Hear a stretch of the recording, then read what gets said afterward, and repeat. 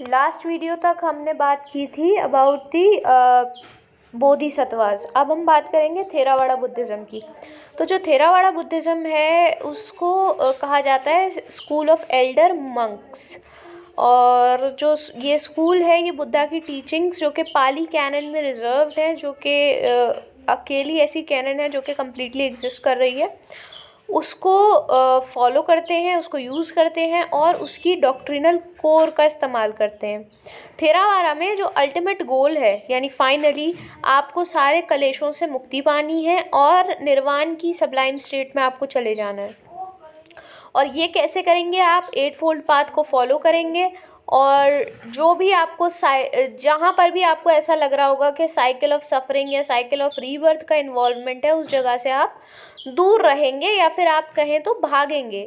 कलेश क्या है? कलेश में आता है स्टेट ऑफ माइंड, जैसे कि एंग्जाइटी यानी कि घबराहट, फियर यानी डर, एंगर यानी गुस्सा, जेलसी यानी जलन, डिज़ायर यानी इच्छा, डिप्रेशन यानी कि उदासी लंबे समय वाली। तो थेरावाड़ा ट्रेडिशन के अनुसार समाथ और विपासना जो है वो एक इंटीग्रल पार्ट है नोबल 8 फोल्ड पाथ के, इंटीग्रल पार्ट है।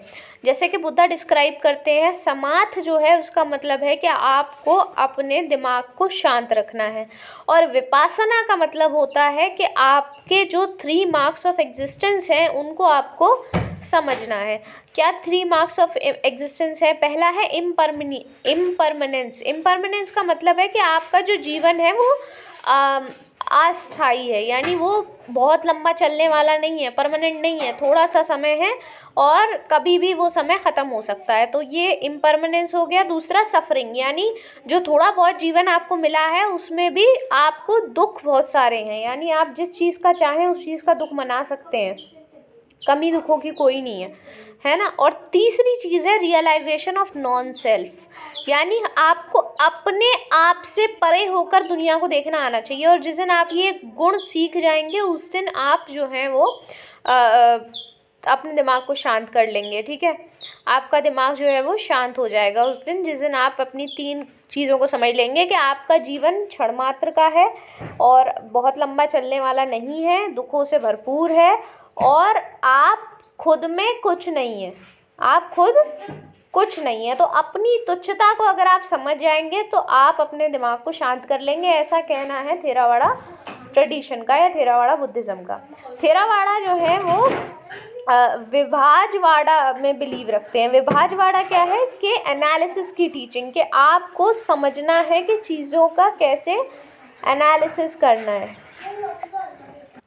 अगला है विशुद्धि मार्ग। विशुद्धि मार्ग है यानी कि आपको शुद्धि करने के लिए अपनी जो मार्ग फॉलो करना है उसका नाम है विशुद्धि मार्ग, यानी कि पाथ ऑफ प्योरिफिकेशन। आपको अपनी सफाई करने के लिए, अपनी आत्मा की शुद्धिकरण के लिए जो पाथ आप फॉलो करेंगे वो कहलाएगा विशुद्धि मार्ग। ये ये एक बहुत ऐसी महान तरीका है थेरावाड़ा बुद्धिस्ट स्कूल का, जिसको लिखा था बुद्धा घोषा ने। बुद्धा घोषा ने 5th सेंचुरी AD के दौरान श्रीलंका में ये लिखा था। ठीक है, और इसके अंदर 7 स्टेज ऑफ प्योरिफिकेशन का डिस्कशन किया गया है, यानी सत्ता विशुद्धि, और वो आपको थेरावाड़ा बुद्धिज़्म में फॉलो करनी होती है सैल्वेशन यानी मुक्ति को अटेन करने के लिए। पाली वो सेक्रेड भाषा है, वो पवित्र भाषा है, वो प्योर भाषा है थेरावाड़ा बुद्धिज़्म की।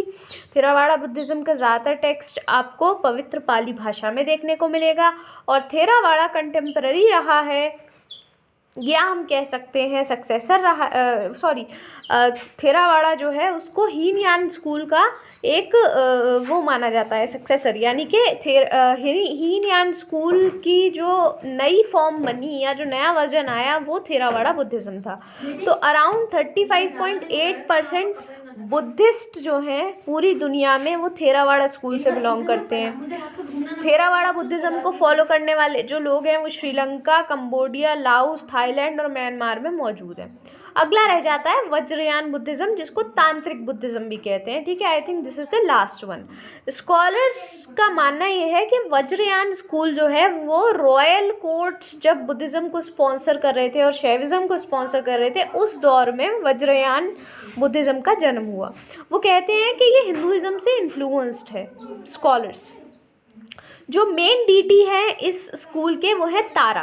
तारा जो कि एक महिला है, ठीक है। तो तारा इस स्कूल की मेन डीटी है और इसमें ब्राह्मणिकल यानी वेदा से जुड़ी हुई चीज़ें, वेद से जुड़ी हुई रिचुअल्स, वेद से जुड़ी हुई प्रथाएं और बुद्धिस्ट फिलॉसफी को कंबाइन कर दिया गया है इसमें, जो हमारा वज्रयान बुद्धिज़्म है।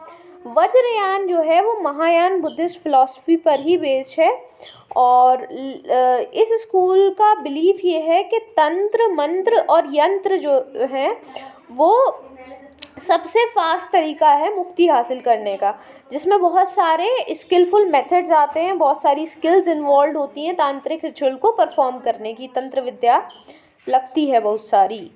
इस स्कूल के अनुसार जो मंत्र है वो एक आसान तरीका है बुद्धाहुड को अचीव करने का बग़ैर किसी परेशानी के। जैसे कि अगर आप देखें तो परमिताज महायान के अंदर, महायान में अगर आपको प्राप्त करना है बुद्धाहुड को तो आपको 6 परफेक्शंस होने चाहिए, परमिताज होनी चाहिए आपके अंदर। पर यहाँ ऐसा नहीं है, यहाँ पे तंत्र मंत्र से आपका काम बन जाएगा। 5.7% जो है बुद्धिस्ट पॉपुलेशन वो इस वज्रयान बुद्धिज़्म को फॉलो करती है, तांत्रिक बुद्धिज़्म को फॉलो करती है। और इसको फॉलो करने वाले कंट्रीज़ में है तिब्बत, भूटान, मंगोलिया, कालमाइकिया और बाकी भी हैं कुछ। अच्छा, बुद्धा कहाँ कहाँ गए थे, तो ये भी एक इम्पॉर्टेंट टॉपिक है।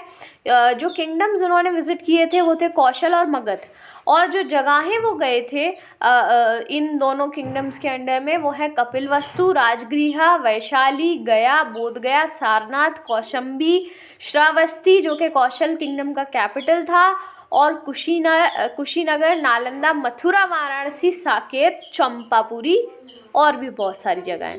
बुद्धा के कौन कौन से डिसाइपल्स रहे एंशिएंट पीरियड में, कौन कौन से इम्पोर्टेंट फॉलोअर्स रहे उनकी बात कर लेते हैं। तो सरीपुत्र जो है वो इनके एक इम्पॉर्टेंट चेले रहे, डिसाइपल रहे। महामोगलन्ना जो है वो भी एक चीफ डिसाइपल रहे। आनंद ने बुद्धा की टीचिंग्स को सुना,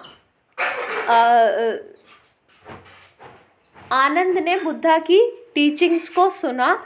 महाकश्यप, पूर्ण मैत्रेयानी जो पूर्ण मैत्रेयानी पुत्र, और अनुरुद्ध, राहुल, कत्यायन, उपाली और आनंथ पिंडक, सुभूति, जीवका।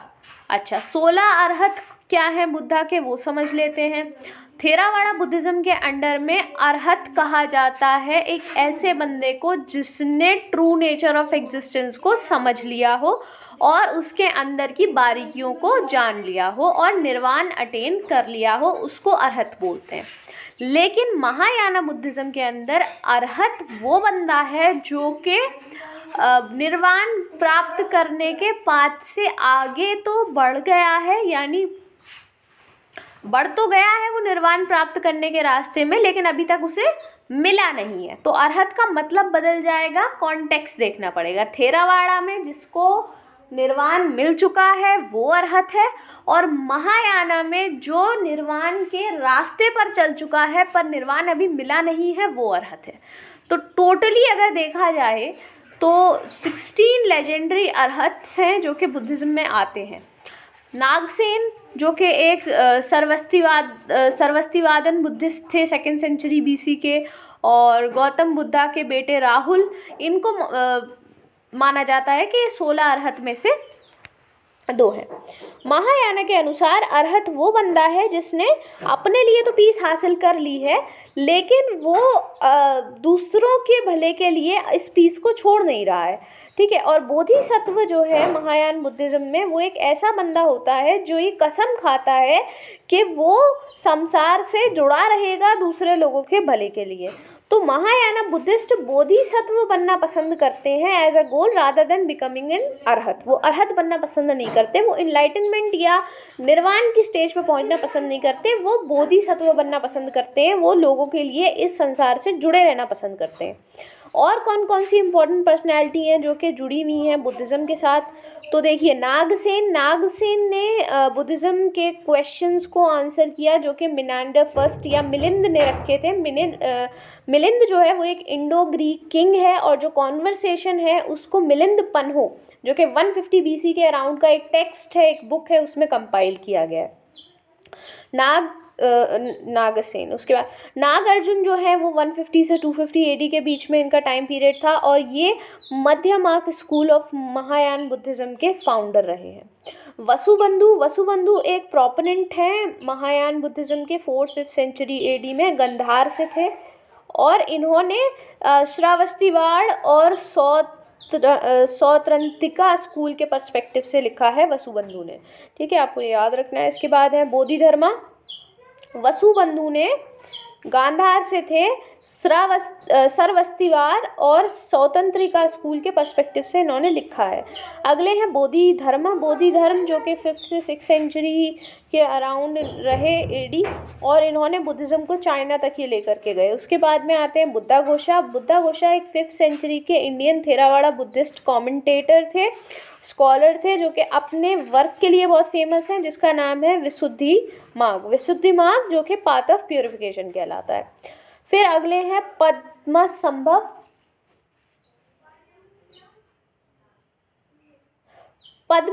एक 8th सेंचुरी के मंक हैं, और ऐसा माना जाता है कि ये सेकंड बुद्धा हैं। इनको कंसिडर किया जाता है पूरे तिब्बत, नेपाल, भूटान के रीजन में, और हिमालयन स्टेट्स के रीजन में भी इंडिया के। ठीक है, अगले हैं आतिश एक बुद्धिस्ट बंगाली रिलीजियस लीडर हैं, मास्टर हैं, और one of the major figures हैं जिन्होंने 11th सेंचुरी महायान को फैलाने में काफ़ी काम किया। वज्रयान बुद्धिज़्म को एशिया में फैलाने में इन्होंने काफ़ी काम किया, और इन्होंने बुद्धिस्ट थॉट्स को तिब्बत से सुमात्रा तक इंस्पायर किया। Dalai Lama modern spiritual leaders होते हैं, येलो हैट स्कूल के, तिब्बतन बुद्धिज़्म के। ठीक है, तिब्बतन बुद्धिज़्म के। अब बात करते हैं नवयान बुद्धिज़्म। अब ये क्या है? ये तो बिल्कुल ही नया कॉन्सेप्ट आ गया। ये क्या है भैया?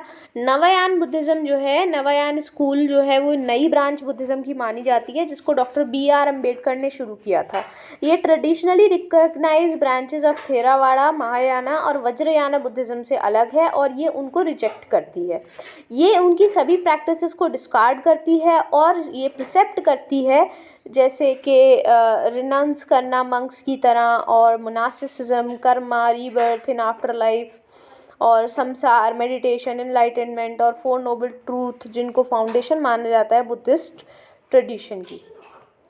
ठीक है, और ये रेडिकली रीइंटरप्रेट करते हैं बुद्धिज़्म को by revising the original teachings of Buddha. यानी बुद्धा ने जो हमें शुरू में बताया था, बहुत शुरू की जो टीचिंग्स हैं उनको लेकर के चलते हैं, जो कि क्लास स्ट्रगल और सोशल इक्वालिटी के बारे में थी, कि सामाजिक समानता हमें बना करके रखनी है। तो उस चीज़ के बारे में जो ये था, उसके ऊपर ये फोकस करते हैं। ठीक है, so with this the Buddhism part is complete.